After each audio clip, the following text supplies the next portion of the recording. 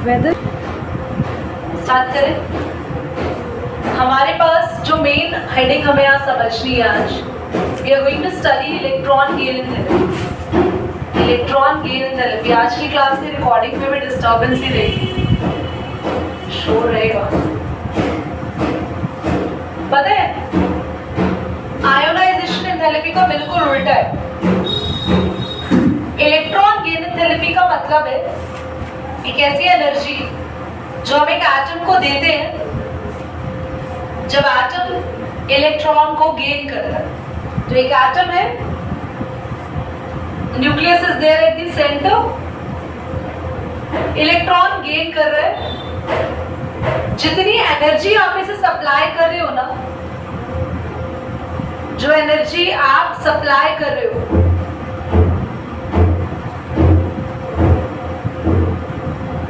उसको बोलते हैं बच्चों इलेक्ट्रॉन गेन थेरेपी। अब दो तरीके के केसेस होते हैं, यहाँ पे याद रखना।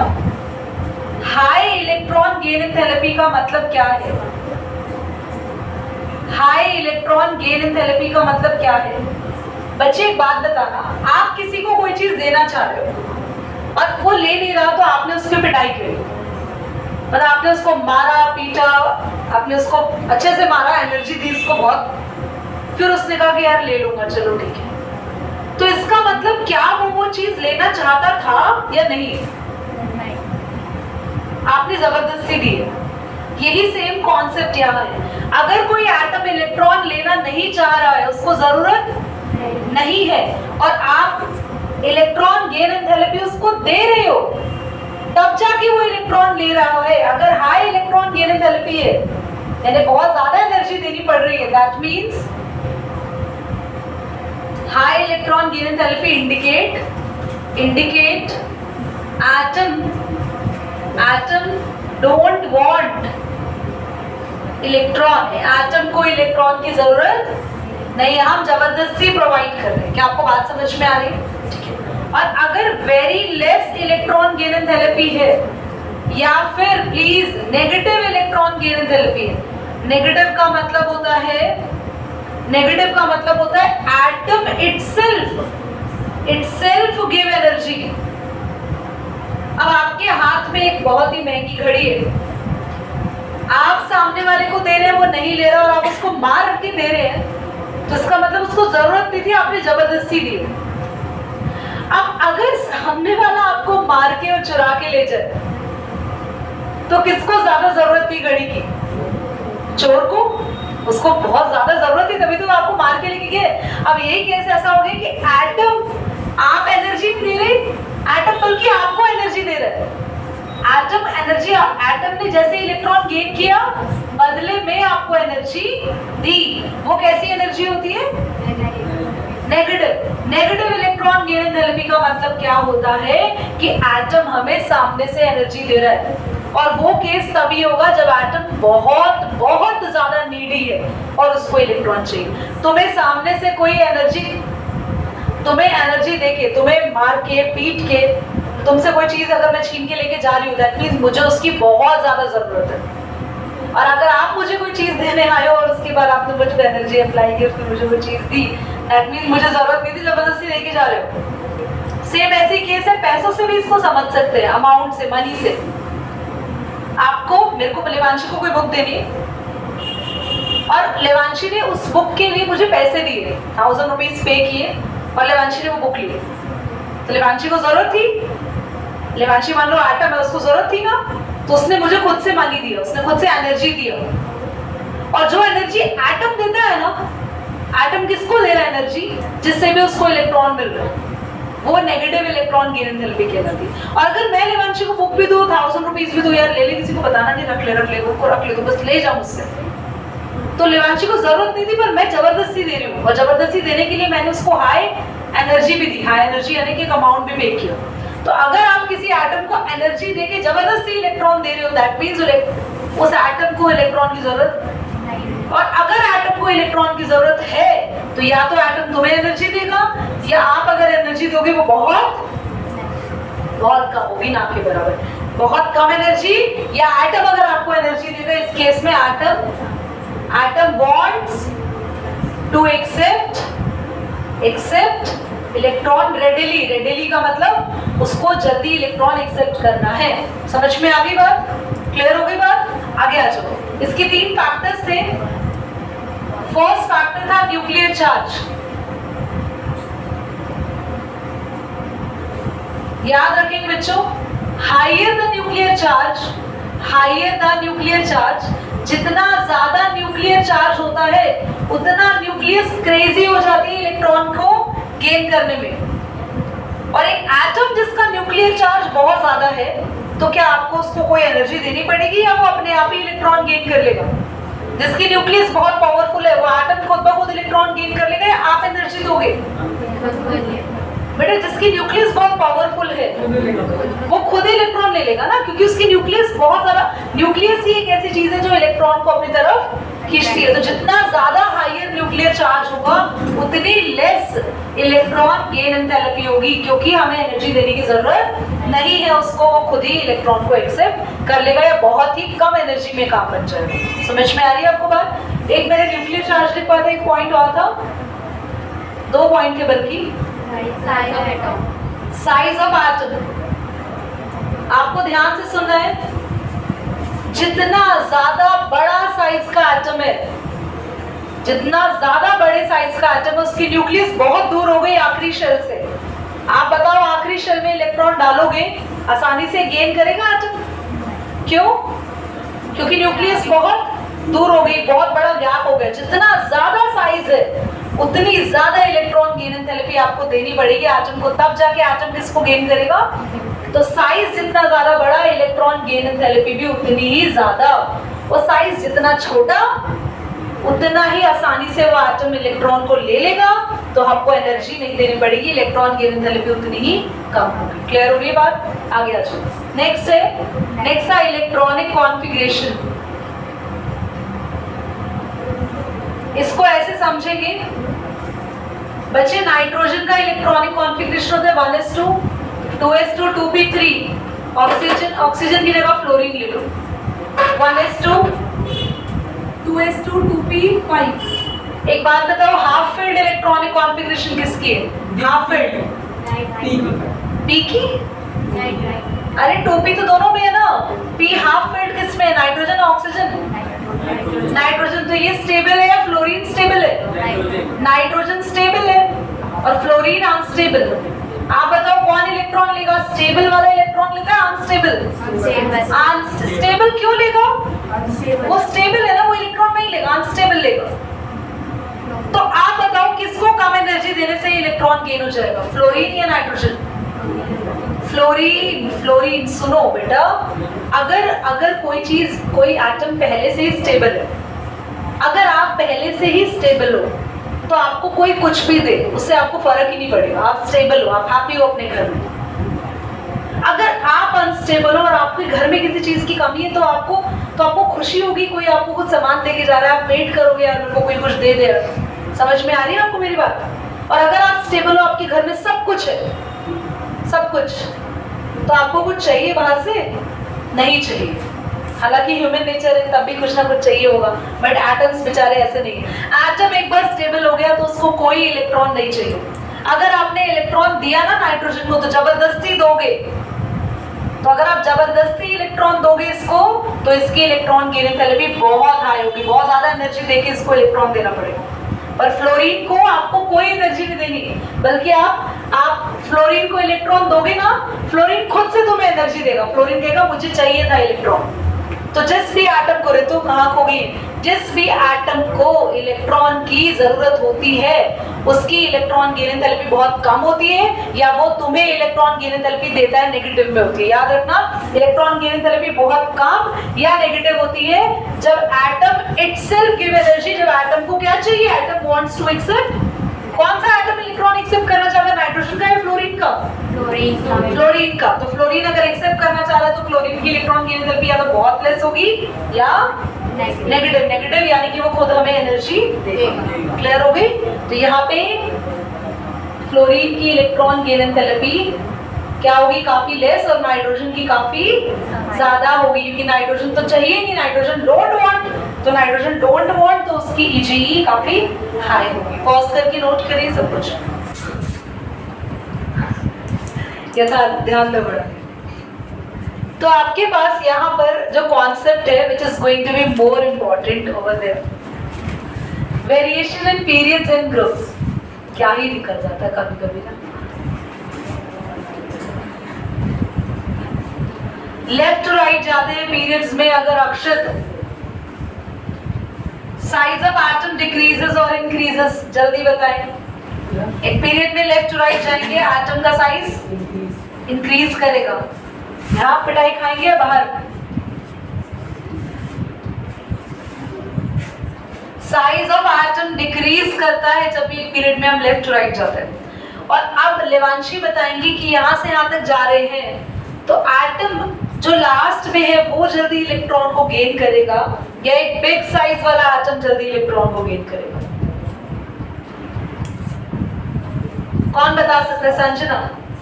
स्मॉल साइज, रीजन बोलो। Due to high nuclear charge, क्योंकि यहाँ पर न्यूक्लियर चार्ज ज्यादा है। This will gain electron easily, बोलो।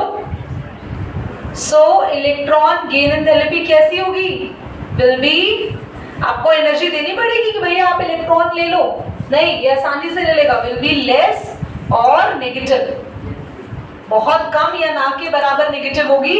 तो जैसे जैसे आप लेफ्ट टू राइट जाते हैं, इलेक्ट्रॉन गेन एंथैल्पी पीरियड में क्या करती है? बोलो, डिक्रीज होती है। इस वाले एटम की तो इलेक्ट्रॉन गेन एंथैल्पी ज्यादा होगी, क्योंकि आसानी से इलेक्ट्रॉन को गेन नहीं करेगा। क्यों नहीं करेगा? क्योंकि न्यूक्लियर चार्ज यहाँ पर लेस है। वही अगर आप ग्रुप की बात करते हैं तो एक ग्रुप में ये वेरिएशन इन पीरियड है, यहाँ पूरी हेडिंग डाल देना वेरिएशन ग्रुप। एक ग्रुप के अंदर क्या होता है कि पहले जो एटम का साइज है वो छोटा होता है और बॉटम तक आते आते एटम का साइज बड़ा होता है, क्योंकि यहाँ पर साइज इंक्रीज कर रहा है।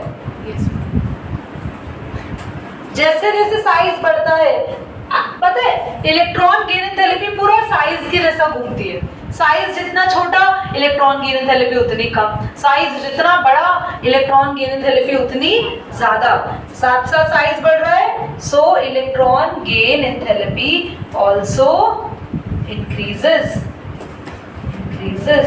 क्यों इंक्रीज करेगी? क्योंकि एक बड़े साइज के एटम को इलेक्ट्रॉन को लेने में प्रॉब्लम आती है, उसका न्यूक्लियर चार्ज काफी कम होता है, तो एनर्जी आपको खुद से ज्यादा उसको देनी पड़ेगी। ठीक है, पॉज करें जल्दी से। फिर ये जो चीज हम लोग पढ़ने वाले हैं 100% पेपर में आएगी। थर्ड पॉइंट हम पढ़ने वाले trends of electron gain enthalpy. तीन चीजें याद रखना। First, halogens. बेटा हैलोजेंस आपको पता है ना सबसे छोटे साइज के ग्रुप है। ग्रुप नंबर 1 से शुरू करो तो ग्रुप नंबर 17 सबसे आखिरी में आता है। आपको बताया था ग्रुप नंबर 18 तो बल्कि सबसे बड़े साइज के होते हैं, सबसे आगे लिखते हुए। सबसे छोटे साइज के कौन है? Group number 17 halogen. Due to very small size, क्योंकि इनका साइज कैसे है? बहुत छोटा है, तो सबसे आसानी से इलेक्ट्रॉन लेते हैं ये कहते हैं हमें सबसे जल्दी इलेक्ट्रॉन लेना है, क्योंकि इलेक्ट्रॉन ले लेते हैं आसानी से, देयरफॉर इलेक्ट्रॉन गेन एंथैल्पी इनकी कैसी होती है? नेगेटिव, बहुत कम नेगेटिव में चली जाती है। नेगेटिव यानी कि ये बल्कि खुद से तुम्हें खुद से तुम्हें एनर्जी देंगे। ये कहेंगे हमें इलेक्ट्रॉन देने आए हो, लो हमसे एनर्जी लो। इनको इतनी ज्यादा जरूरत है इलेक्ट्रॉन की। क्यों जरूरत है? क्योंकि एक इलेक्ट्रॉन मिलते ही ना इनका शेल कंप्लीट हो जाएगा। इनके सभी के लास्ट शेल के अंदर 7 इलेक्ट्रॉन्स होते हैं। एक इलेक्ट्रॉन मिलते शेल पूरा, तो बहुत जल्दी होती है इलेक्ट्रॉन गेन करने की। समझ में आया? नेक्स्ट मैंने लिखवाया नोबल गैसेस।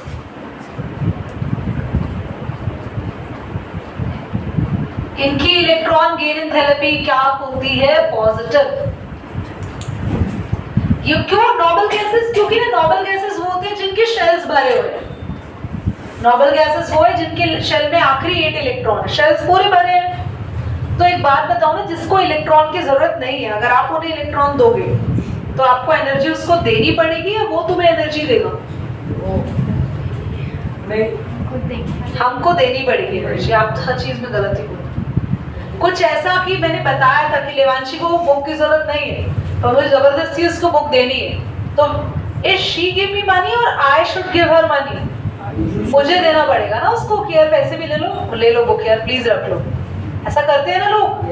तो ऐसा ही यहाँ पर है, इनको इलेक्ट्रॉन की जरूरत नहीं है, तो इसलिए इनकी ईजीई इलेक्ट्रॉन गेन थेरेपी पॉजिटिव होती है, यानी कि हमें इनको एनर्जी दे तो देनी पड़ती है ताकि जबरदस्ती हम इनको इलेक्ट्रॉन दे सके। ठीक है, साथ ही बेरिलियम, मैग्नीशियम और नाइट्रोजन फॉस्फोरस, ये केस याद रखना, एग्जाम में इन चारों के बारे में पूछते हैं। इनमें क्या होता है, हाफ फिल्ड इलेक्ट्रॉनिक कॉन्फ़िगरेशन है, ये P3 होता है इनके लास्ट में, और इनकी कैसी इलेक्ट्रॉनिक कॉन्फ़िगरेशन है, फुल फिल्ड S2 होता है बेटा। Beryllium 1s2 2s2, magnesium 1s2 2s2 2p3 3s2, magnesium भी पूरा भरा है। तो ये चार एलिमेंट ऐसे हैं, इतने खास हैं कि ये तो इलेक्ट्रॉन गेन एंथैल्पी इनकी जीरो होती है। जीरो मतलब कितनी भी एनर्जी दे दो, ये तो हायर एनर्जी पे भी लेते नहीं है, ये लेंगे नहीं इलेक्ट्रॉन, किसी कीमत पे नहीं लेंगे। They are very very very stable. समझ में आ रही बात? तो इनकी ईजीई पूरे भरे होते हैं। हाँ, इनके पूरे भरे हैं और इनके हाफ फिल्ड है P3। ठीक है, लास्ट आ जाओ, ये बहुत इंपॉर्टेंट है, थर्ड पॉइंट बेटा। फ्लोरीन और क्लोरीन में अगर मैं आपको बताऊं तो फ्लोरीन का साइज छोटा है और क्लोरीन का साइज बड़ा है। फ्लोरीन इस साइज का एटम है तो क्लोरीन इस साइज का एटम है।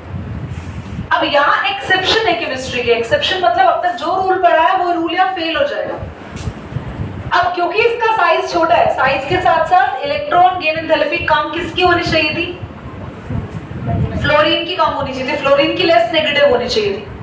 पर क्लोरीन की ईजीई मोर नेगेटिव होती है।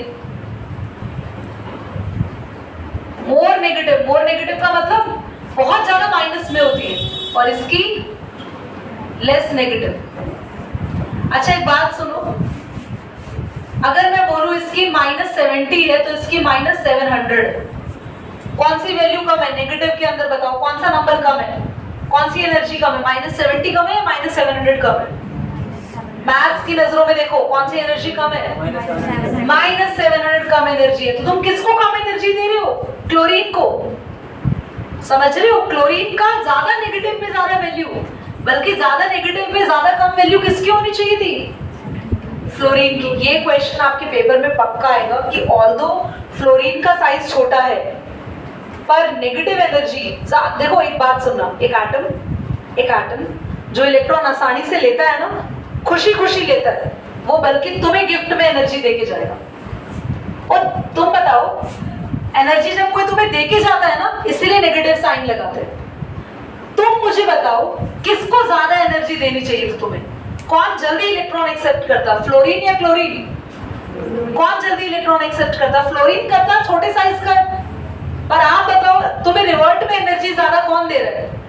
क्लोरीन ज्यादा दे रहा है ना एनर्जी, क्लोरीन तुम्हें ज्यादा एनर्जी दे रहा है। क्लोरीन की जो ये वैल्यू है ये इंडिकेट कर रही है कि क्लोरीन हमें ज्यादा, क्लोरीन कह रहे हैं मुझे ज्यादा जरूरत है, फ्लोरीन से पहले मेरे अंदर इलेक्ट्रॉन घुसना चाहिए। तो केमिस्ट्री यहाँ फेल हो जाती है, केमिस्ट्री के लॉजिक्स यहाँ झूठे हो जाते हैं। तो ये रीजन मैं समझाती हूँ क्यों ऐसा हुआ। क्या होता है, ध्यान से सुनना, बहुत ध्यान से। फ्लोरीन क्योंकि बहुत छोटे साइज का एटम है, फ्लोरीन के लास्ट शेल में होते हैं 7 इलेक्ट्रॉन। फ्लोरीन ऐसा है, पहले शेल में 2 और फिर 7। क्लोरीन में भी पहले शेल में 2, फिर 8 और फिर 7। थोड़ा बड़ा है ना साइज में। फ्लोरीन में क्या होता है, जैसे एक इलेक्ट्रॉन आता है ना, बहुत छोटे साइज का है। आपका घर का एग्जांपल देते हैं, घर बहुत छोटा है, ऑलरेडी बहुत लोग रह रहे हैं और ऊपर से एक मेहमान आ गए, तो आप उससे खुश हो गए या परेशान हो गए? परेशान। ऐसा ही होता है, ये बहुत छोटा घर है इसका, और जैसे एक इलेक्ट्रॉन आता है ना, इसकी न्यूक्लियस ने तो खींच लिया, पर यहाँ वाले इलेक्ट्रॉन उसको बैठे नहीं देते अपने अंदर, उसको धक्का देते, रिपेल करते। मैंने वर्ड लिखवाया तुम्हें नोट्स में, इलेक्ट्रॉन रिपल्शन होता है फ्लोरीन में। तो फ्लोरीन में छोटे साइज होने के बावजूद इलेक्ट्रॉन यहाँ जल्दी क्यों नहीं घुसता? क्योंकि यहाँ पे जो इलेक्ट्रॉन पहले से ही है वो आने वाले को रिपेल करते, क्योंकि इतना छोटा साइज हो गया कि इलेक्ट्रॉन दूसरे इलेक्ट्रॉन को जगह देते ही नहीं है। बल्कि क्लोरीन में ऐसा कुछ, तो फ्लोरीन से पहले बाजी कौन मार जाता है? क्लोरीन कहता है ठीक है भाई, फ्लोरीन तेरे साथ ऐसी प्रॉब्लम है, मैं लूंगा इलेक्ट्रॉन। तो कभी एग्जाम में आएगा, गलत मत करना। बाकी सब जगह केमिस्ट्री ये कहती है जिसका साइज छोटा है वो तुम्हें इलेक्ट्रॉन को जल्दी एक्सेप्ट करेगा और तुम्हें ज्यादा एनर्जी देगा। पर फ्लोरीन और क्लोरीन में फ्लोरीन ज्यादा एनर्जी देगा, क्लोरीन ज्यादा एनर्जी देगा।